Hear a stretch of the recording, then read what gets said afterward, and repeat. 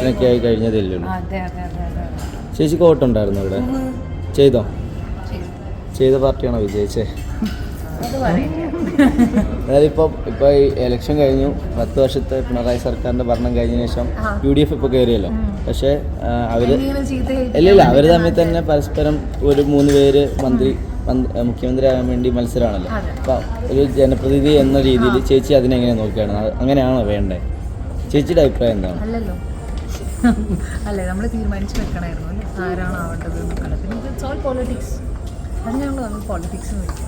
ഇപ്പം അതുപോലെ ഇപ്പം തമിഴ്നാട്ടിൽ വിജയ് സാറ് ഇത് CM ആയി, അത് എങ്ങനെ നോക്കുന്നത്? വിജയ് ഫാനാണോ? ഷുവറായിട്ടും എല്ലാവരും വിജയ് ഫാൻസ് തന്നെയല്ലേ. സന്തോഷം അല്ലേ, വാഴ്ത്തുക്കൾ. ആക്ച്വലി ഞാൻ ജനിച്ചത് മദ്രാസിലാണ്, അപ്പം വിജയ് സാറിന് എന്നോട് എല്ലാ വാഴ്ത്തുകളും. എപ്പോഴും മീറ്റ് ചെയ്തിട്ടുണ്ടോ? ഇല്ല, മീറ്റ് ചെയ്തിട്ടില്ല. ഞാൻ വിക്രം സാറിനെ മീറ്റ് ചെയ്തിട്ടുണ്ട്, ജയം രവി, കാർത്തി സാർ, അവരൊക്കെ മീറ്റ് ചെയ്തിട്ടുണ്ട്. വിജയ് സാറിന് മീറ്റ് ചെയ്യാൻ പറ്റിയിട്ടില്ല, മീറ്റ് ചെയ്യാൻ പറ്റട്ടെ. Thank you. നിങ്ങളൊക്കെ വോട്ട് ചെയ്താ എങ്ങനെ ഉണ്ടായിരുന്നു? എന്നിട്ട് നിങ്ങൾ ചെയ്ത ആളാണോ വിജയിച്ചത്? ഞാൻ ചെയ്ത ആളോ വിജയിച്ചത്? എവിടെയായിരുന്നു? പുതുപ്പള്ളിയിലാണ്.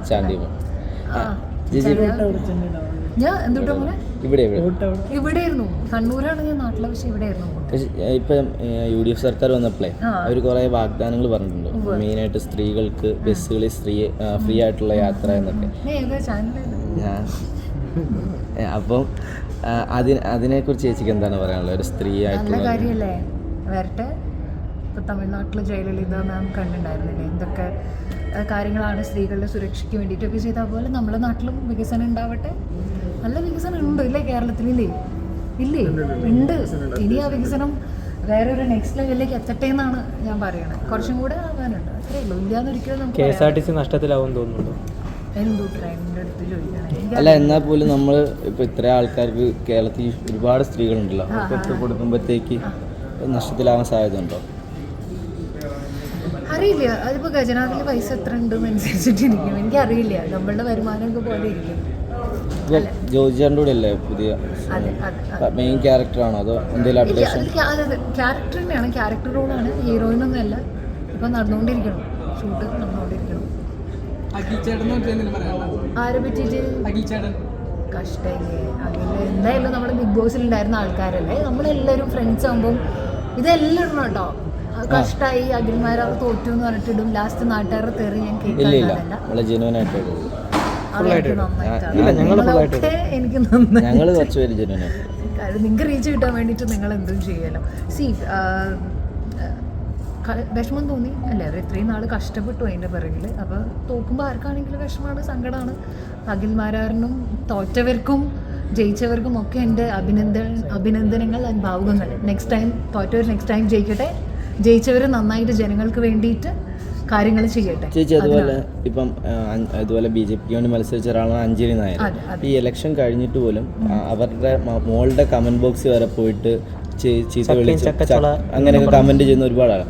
അങ്ങനെ അത് സൈബർ ബുള്ളിങ് ഓവറായിട്ട് വരുന്നത്, അതിനെക്കുറിച്ച് സൈബർ ബുള്ളിങ് ഉണ്ടല്ലോ നമ്മുടെ നാട്ടിൽ. ഞങ്ങളൊക്കെ ബിഗ് ബോസ് ഇറങ്ങിയപ്പോൾ സൈബർ ബുള്ളിങ് എല്ലാവരും കണ്ടില്ല. അപ്പോൾ അത് കണ്ടു. എന്നൊക്കെയെന്ന് വെച്ചാൽ ഭയങ്കര സൈബർ ബുള്ളിങ് ആയിരുന്നു. ഇന്നൊന്നും അത്ര ഇല്ല, കാരണം ഇന്ന് PR ഒക്കെ ഉണ്ട് തിരിച്ച് കൊടുക്കാനായിട്ട്. ഒന്നും ഉണ്ടായിരുന്നില്ലാത്തൊരു കാലത്ത് നമ്മുടെ ബിഗ് ബോസിൽ പോയ ആൾക്കാരാണ്. അപ്പോൾ സൈബർ ബുള്ളിങ് ഒക്കെ നമ്മൾ ഫേസ് ചെയ്യാൻ തയ്യാറായിട്ട് വേണം നമ്മൾ ഇങ്ങനെ ഒരു കാര്യത്തിലേക്കൊക്കെ ഇറങ്ങാൻ, അത്രേ ഉള്ളൂ. ഇപ്പോൾ അഖിലേട്ടന് വല്ല ബസ്സായിക്കോ വിളിക്കലും ചെയ്തിട്ടുണ്ടായിരുന്നു? ഇല്ലില്ല, അങ്ങനെ ഞങ്ങൾ ഭയങ്കര കോണ്ടാക്ട് ഒന്നും ഉള്ള ആൾക്കാരല്ല. നമ്മൾ CCFലാണ് കൂടുതൽ കാണാറുള്ളത്, ഇങ്ങനെയൊക്കെയുള്ള പ്രോഗ്രാമിന് കാണും, അത്രേ ഉള്ളൂ. എന്തായാലും അഖിൽമാരാറിന് എല്ലാ ഭാഗവും, അഞ്ജലി ചേച്ചിക്കും എല്ലാവർക്കും, ജയിച്ചവർക്കും തോറ്റവരൊക്കെ അടിപൊളിയാവട്ടെ അല്ലേ. നിങ്ങളെന്താ പറയണേ? കഷ്ടായി പോയില്ലേ തോറ്റവരല്ലേ?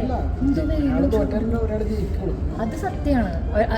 അവര് ഗട്ട്സാണ് ഞാൻ പറയണേ അല്ലേ. അവർ നിന്നൂലോ ഓപ്പോസിഷന് വേണ്ടിയിട്ട്, അത് വലിയൊരു കാര്യമാണ്.